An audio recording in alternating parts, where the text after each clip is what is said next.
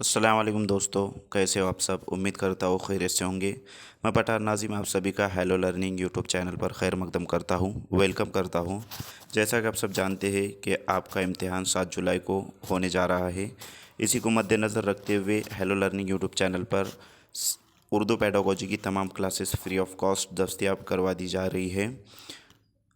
आज के इस सेशन में हम गुज़िश्ता साल पूछे गए कुछ सवालात देखने वाले हैं, जो कि उर्दू पेडागोजी के सवालात हैं। तो फ्रेंड्स, वीडियो को आखिर तक ज़रूर देखें। अगर आप चैनल पर नए हैं तो चैनल को सब्सक्राइब ज़रूर करें और अपने दोस्तों में ज़्यादा से ज़्यादा शेयर करें जो सीटेट 2024 की तैयारी कर रहे हैं। चलते हैं हम टॉपिक की तरफ। तो फ्रेंड्स, हम 10 मिनट में 10 सवालात हल करने की कोशिश करेंगे।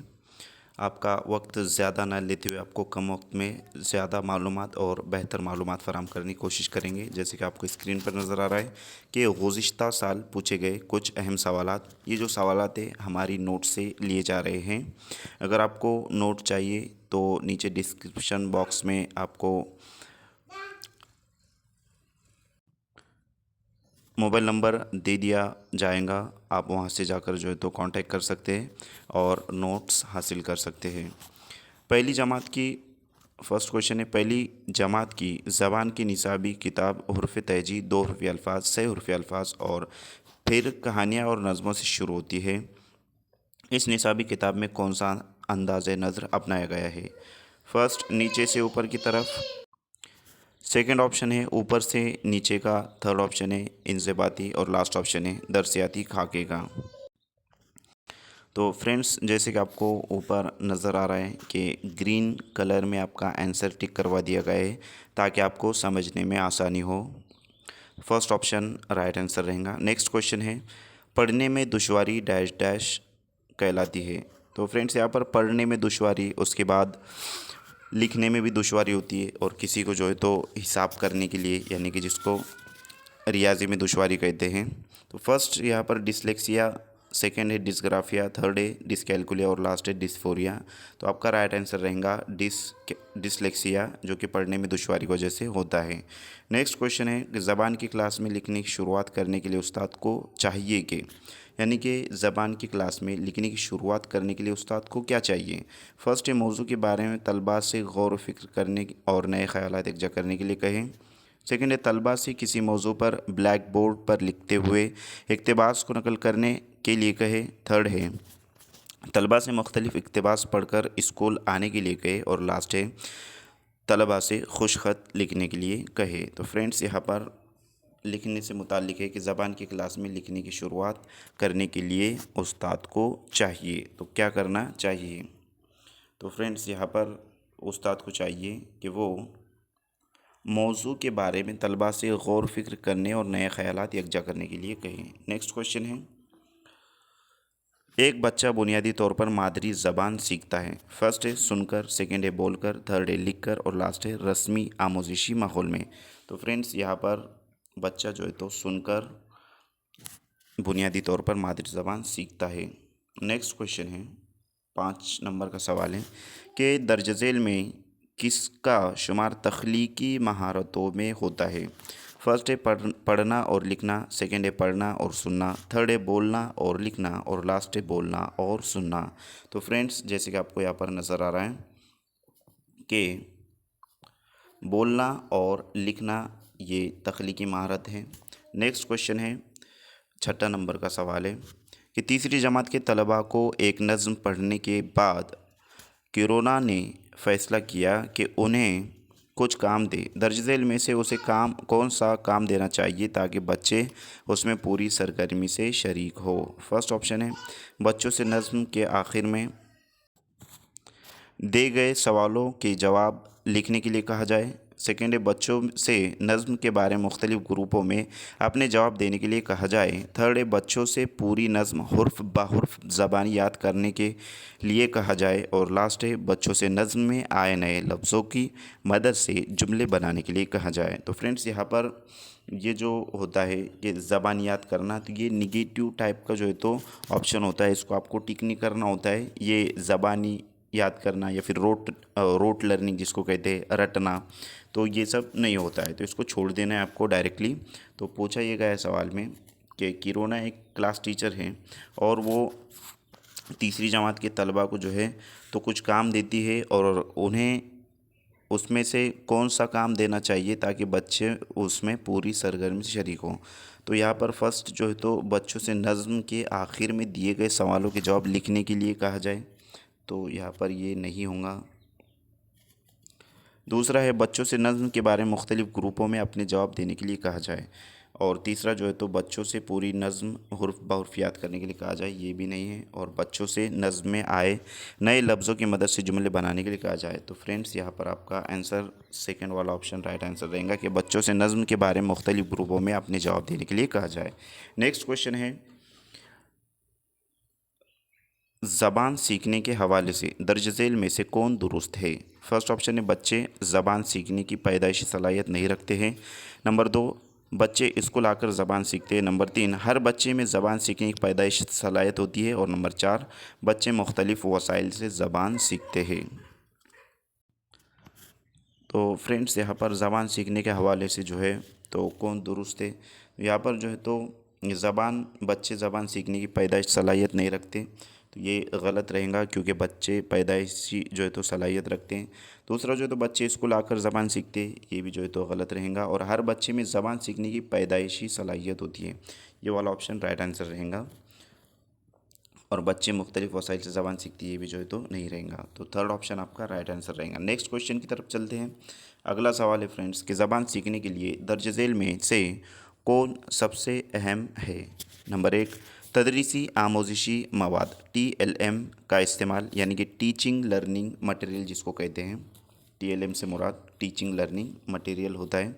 नेक्स्ट है समाजी तामुल। थर्ड है किताबें पढ़ना। और लास्ट है फिल्में या ड्रामे देखना। तो ज़बान सीखने के लिए दर्ज झेल में से कौन सबसे अहम है। तो यहाँ पर दोस्तों तदरीसी आमोजिशी मवाद TLM का इस्तेमाल, समाजी तामुल, किताबें पढ़ना और फिल्में या ड्रामे देखना। तो यहाँ पर समाजी तामुल जो है तो आपका राइट आंसर रहेगा, ऑप्शन नंबर सेकंड। इसके ज़रिए जो है तो ज़बान सीखने में बहुत ही अहमियत का हामिल होता है। नेक्स्ट क्वेश्चन है, सबक में तस्वीर या वजाहती तस्वीर का इस्तेमाल किस तौर पर होता है। नंबर 1, निसाबी किताब और असबाक में वजाहती तस्वीर देने का रुझान है। नंबर 2, ये निसाबी किताब को जाजिब बनाते हैं। नंबर 3, ये जामी तसव्वुरात को समझने में मुआविन होते हैं। और नंबर 4, सबक तहरीर करना मुश्किल है लेकिन वजाहती तस्वीर बनाना आसान। तो फ्रेंड्स यहाँ पर जो है तो निसाबी किताब और असबाक में वजाहती तस्वीर देने का रुझान ये नहीं रहेगा। दूसरा, ये निसाबी किताब को जाजिब बनाते हैं लेकिन इसका जो है तो ख़ास मकसद यहाँ पर निकल कर नहीं आता है। थर्ड जो है तो ये जामी तसव्वुरात को समझने में मुआविन होते हैं। और लास्ट सबक तहरीर करना मुश्किल है लेकिन वजाहती तस्वीर बनाना आसान है। तो यह आसान और मुश्किल वाला कोई काम जो है तो होता नहीं है।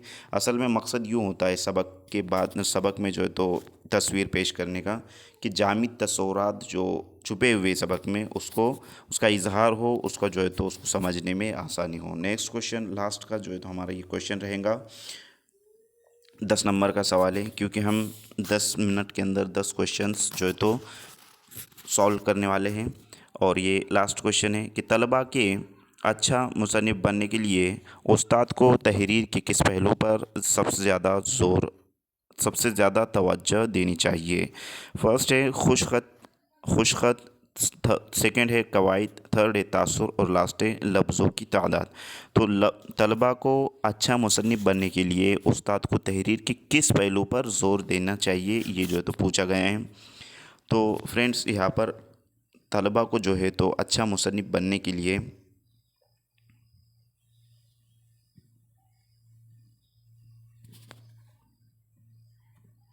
कवायद पर जो है तो ज़ोर देना चाहिए, ये वाला आंसर रहेगा। और ये भी हो सकता है तासुर। तो फ्रेंड्स यहाँ पर आपका जो है तो आज के लिए इतना काफ़ी है। ये जो हमने अभी क्वेश्चन किए हैं वो जो है तो इस जो यहाँ पर नोट्स आपको नज़र आ रहे हैं उर्दू पेडागोजी की, ये मुकम्मल नोट्स जो है तो हेलो लर्निंग एकेडमी की तरफ से बनाई गई है। और इस नोट्स के अंदर आपको मुकम्मल निसाब, तमाम तदरीसी इम्तिहान के लिए मददगार जो है तो नुकात और मुकम्मल उर्दू पेडागोजी तफसीली वजाहत के साथ जो है तो इसमें दिया गया है। 50+ गुज़िश्ता साल के सवाल, जैसे कि हमने उसमें से 10 क्वेश्चंस किए हैं। उसके बाद फ़र्स्ट पेपर और सेकंड पेपर और ज़बान फ़र्स्ट और ज़बान सेकंड, यानी कि लैंग्वेज फ़र्स्ट और लैंग्वेज सेकंड, दोनों के लिए ये हेल्पफुल है। थर्ड जो है तो यहाँ पर 3 मॉडल क्वेश्चन पेपर आपको दिए गए, 3 सवाल या पर्चे जवाबात के साथ, आंसर की के साथ जो है तो आपको यहाँ पर दिए गए हैं।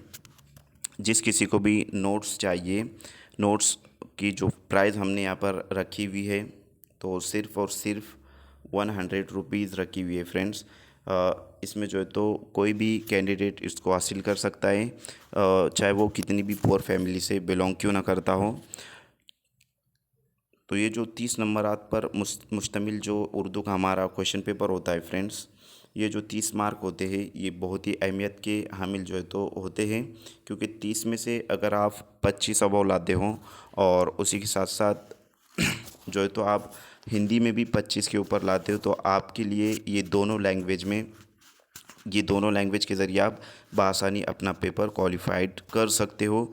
और एक एक नंबरात की सीटेट में बहुत अहमियत होती है, क्योंकि इस तरीके से देखने में आता है कि जब हम सेंटर पर जाते हैं तो कोई कोई जो कैंडिडेट्स होते हैं उनका जो तो एक एक मार्क से सीटेट रह जाता है, अनक्वालिफाइड हो जाते हो, फेल हो जाते हैं, और उसका ख़मियाज़ा भुगतना ये पड़ता है कि उनको दोबारा इम्तिहान के लिए जो है तो फॉर्म फिल करना होता है और दोबारा से जो है तो इम्तिहान देना होता है। तो आपके साथ ये सब चीज़ें ना हो, इसलिए अगर आप ये नोट्स को हासिल करते हो तो आपके लिए बेहतरी होंगी। और गुज़िश्ता जो हमारे स्टूडेंट्स हैं हेलो लर्निंग एकेडमी के, उन्होंने अच्छे से जो है तो प्रिपरेशन किए थे और पूरे लेक्चर्स अटेंड किए थे, जिसका नतीजा उनको ये मिला कि उर्दू सब्जेक्ट के अंदर, मैं उर्दू सब्जेक्ट की बात कर रहा हूँ ना कि दीगर सब्जेक्ट्स की, तो उर्दू सब्जेक्ट्स में उनको जो है तो उर्दू सब्जेक्ट में, उर्दू मज़मून में उन्होंने जो है तो 25 से ऊपर मार्क लिए हैं। तो फ्रेंड्स यहाँ पर जैसे कि आप देख सकते हो, ये एक स्टूडेंट है और इन्होंने जो है तो फ़र्स्ट लैंग्वेज जो कि उर्दू होती है हमारी फ़र्स्ट लैंग्वेज, इसमें जो है तो 30 में से कितने मार्क लिए आप ख़ुद यहाँ पर देख सकते हो, जिसके ज़रिए जो है तो उनका पेपर आप यहाँ पर देख रहे हो। जनरल कैटेगरी से जो है तो ये बिलोंग करते हैं। 90 मार्क लगते हैं मेरे को जो है तो हमें क्वालिफाइड होने के लिए। तो यहाँ पर उन्होंने 30 में से 26 मार्क लिए हैं और आप 30 में से 30 भी ले सकते हो। तो फ्रेंड्स आज के लिए इतना काफ़ी है। Thank you for watching my video. Thank you very much Indeed for your cooperation and have a nice day.